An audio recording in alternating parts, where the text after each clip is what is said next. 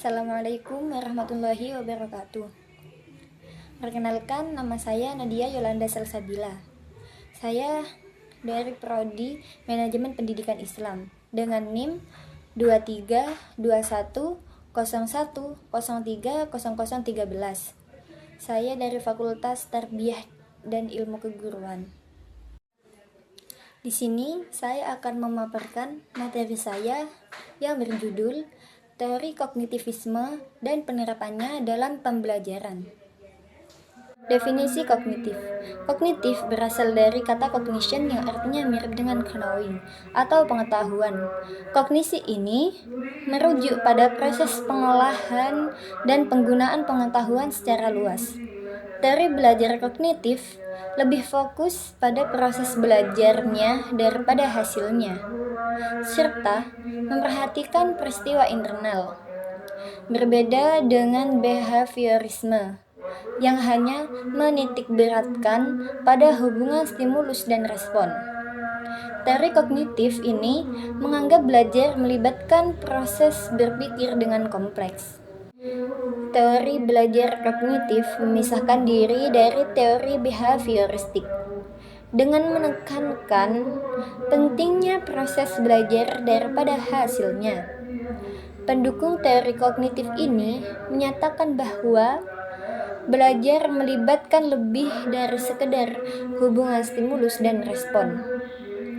Sementara itu, teori behavioristik hanya memusatkan perhatian pada hubungan tersebut. Teori kognitif ini dikenal sebagai model perseptual, atau model ini menyoroti pengaruh persepsi dan pemahaman individu terhadap situasi yang terkait dengan tujuan belajarnya. Perubahan dalam belajar seringkali melibatkan dalam persepsi dan pemahaman yang tidak selalu tercermin dalam perilaku yang terlihat.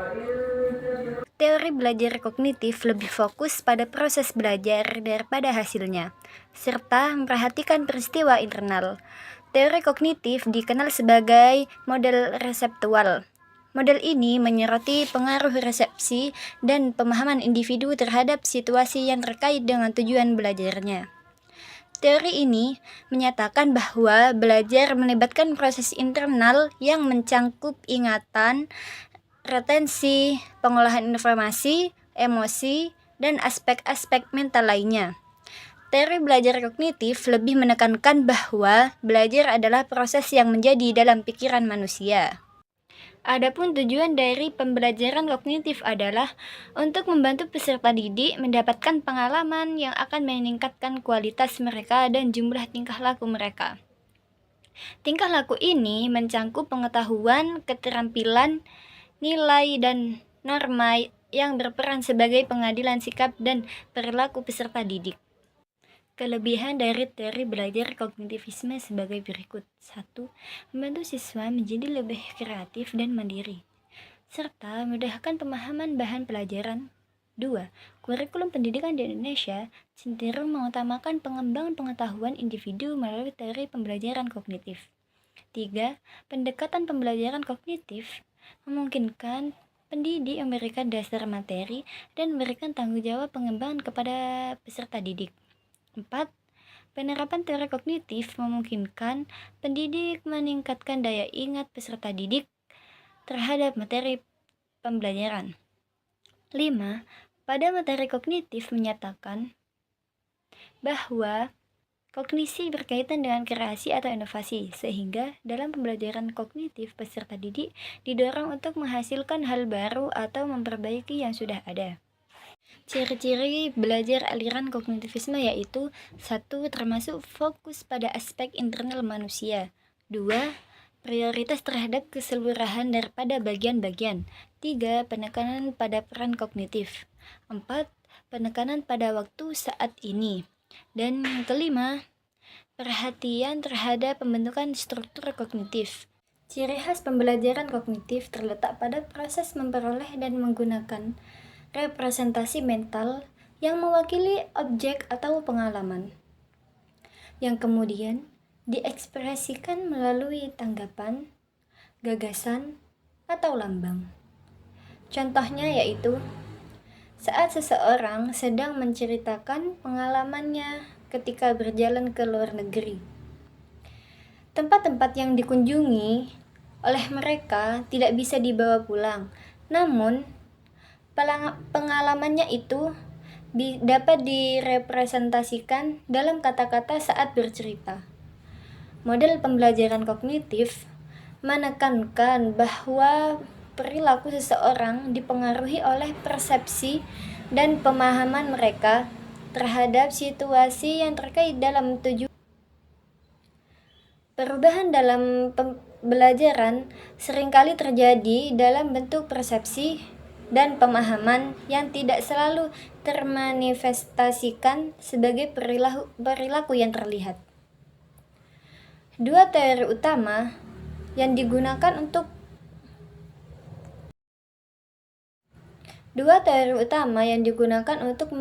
mendefinisikan belajar adalah behaviorisme dan kognitivisme. Saat berbicara tentang ciri-ciri belajar, kita perlu merujuk kembali ke teori yang menjadi besar. Misalnya, dalam behaviorisme, ciri belajar adalah perubahan dari tidak bisa melakukan suatu aktivitas menjadi bisa. Sementara dalam kognitivisme, perubahan terlihat pada struktur kognitif individu sendiri.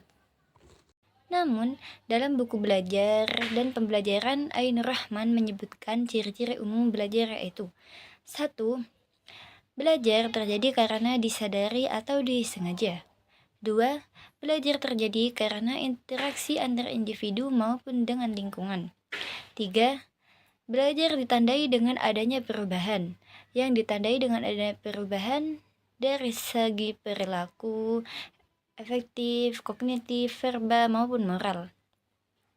Menurut pandangan Gagne terhadap pembelajaran yaitu suatu proses pengolahan informasi dalam otak manusia. Pembelajaran melibatkan penerimaan informasi yang kemudian diolah untuk menghasilkan hasil belajar. Ini mencerminkan proses pengolahan informasi yang terjadi dalam otak manusia selama pembelajaran. Proses pengolahan informasi dalam otak manusia melibatkan beberapa tahapan yang mencangkup 1. Reseptor atau alat indera. 2. Sensory register atau penampungan kesan-kesan sensori. 3. Short-term memory atau memori jangka pendek. 4. Long-term memory atau memori jangka panjang. Yang kelima, respons generator atau pencipta respon. Teori kognitif Robert Gagne menggabungkan prinsip-prinsip dari behavior dan kognitif dalam pembelajaran. Bagi Gagne, belajar adalah proses memperoleh pengetahuan melalui pengolahan informasi di otak manusia. Proses belajar melibatkan penerapan informasi oleh otak, pengolahan memori jangka pendek, penyimpanan memori dalam jangka panjang, dan respon yang dihasilkan.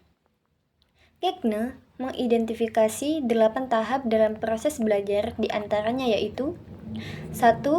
Motivasi, 2. Pemahaman, 3. Pemerolehan, 4.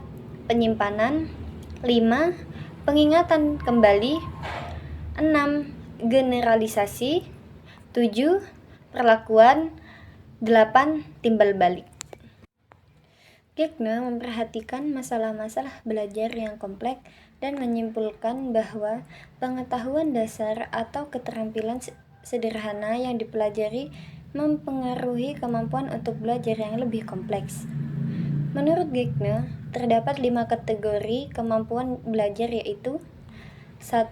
Kemampuan intelektual mencakup kemampuan seseorang untuk berkomunikasi dengan lingkungannya melalui penggunaan simbol-simbol, termasuk mengasosiasikan, membedakan, mendefinisikan konsep, penerapan aturan, dan menggunakan aturan lebih kompleks dalam memecahkan masalah. 2. Strategi kognitif adalah keterampilan peserta didik dalam mengatur proses internal seperti perhatian, pembelajaran, ingatan, dan pemikiran. 3. Pengetahuan verbal melibatkan kemampuan untuk mengenali dan menyimpan informasi verbal seperti nama, fakta, dan serangkaian pengetahuan. 4. Keterampilan motori adalah kemampuan untuk mengkoordinasikan gerakan sehingga terjadi gerakan yang halus, teratur, dan tepat waktu. 5. Sikap adalah keadaan psikologis yang mempengaruhi pilihan tindakan seseorang, mencangkup komponen emosional, kognitif, dan perilaku. Jean Piaget, seorang pakar kognitif yang sangat berpengaruh, menyatakan bahwa dalam perkembangan kognitif anak terdapat beberapa tahapan dalam konteks pemerahan bahasa ibu. Piaget menyatakan bahwa anak tidak hanya meniru-niru, tetapi juga aktif dan kreatif dalam proses pembelajaran. Teori Piaget memberikan konsep utama dalam psikologi perkembangan dan mempengaruhi pemahaman tentang kecerdasan. Menurutnya, pembelajaran lebih efektif saat disesuaikan dengan tahap perkembangan kognitif peserta didik. Piaget menekankan pentingnya eksperimen dengan benda fisik, interaksi dengan teman sebaya, dan bantuan guru dalam pertanyaan reflektif. Proses belajar harus cocok dengan tahap perkembangan kognitif individu, yang dibagi menjadi 4 tahap, yaitu 1. Tahap sensorimotorik, umur 0-2 tahun. Tahap di mana anak mulai pengembangan pemahaman dunia melalui indera dan tindakan fisiknya. 2. Tahap praoperasional, tahap di mana anak mulai menggunakan bahasa dan representasi mental untuk memahami dunia, meskipun masih terbatas pada sudut pandangannya sendiri. 3. Tahap operasional konkret, tahap di mana anak mulai mampu melakukan operasi mental pada objek dan peristiwa konkret di dunia nyata. 4. Tahap operasional formal, tahap di mana anak mampu melakukan operasi mental yang lebih kompleks dan abstrak, serta mempertimbangkan konsep-konsep hipotetis dan moral. Menurut Ausubel juga meyakini bahwa pembelajaran yang berarti lebih efektif daripada pembelajaran mekanis. Menurutnya, pengetahuan sebelumnya memiliki peran penting dalam proses pembelajaran. Ausubel mengembangkan teori pembelajaran yang berfokus pada makna, yang menarik bagi para pendidik. Terjadi saat seorang mengaitkan informasi baru dengan pengetahuan yang sudah dimiliki. Dalam proses pembelajaran, individu membangun pengetahuan yang ada dan mengaitkan pengalaman serta informasi baru dengan struktur pengetahuan yang dimilikinya. Ada beberapa tipe belajar menurut Ausubel, yaitu yang pertama, belajar melalui penemuan yang bermakna. 2. Belajar melalui penemuan yang tidak bermakna. 3. Belajar melalui penerimaan atau ekspositori yang bermakna. Benar berpendapat bahwa tidak perlu menunggu anak mencapai tahap perkembangan tertentu untuk mengajarkan sesuatu. Yang penting adalah menyusun materi pelajaran dengan baik, sehingga dapat disajikan kepada mereka. Dengan kata lain, perkembangan kognitif seseorang bisa ditingkatkan dengan merancang dan menyajikan materi pembelajaran sesuai dengan tingkat perkembangannya. Menurut Brunner, ada 3 tahap perkembangan kognitif, yaitu 1. Tahap enaktif, 2. Tahap ikonik, dan 3. Tahap simbolik. Belajar dalam teori kognitivisme melibatkan pengaturan informasi, restrukturisasi, persepsi, dan proses internal di mana siswa berperan aktif untuk mencapai tujuan pembelajaran. Teori kognitivisme menekankan pentingnya memahami struktur kognitif siswa dalam mengajar, terutama dalam konteks pembelajaran. Hal ini memungkinkan penyesuaian materi pembelajaran sesuai dengan kemampuan individu siswa. Sekian dari saya, apabila banyak salah dan kurangnya, mohon maaf sebesar-besarnya. Wassalamualaikum warahmatullahi wabarakatuh.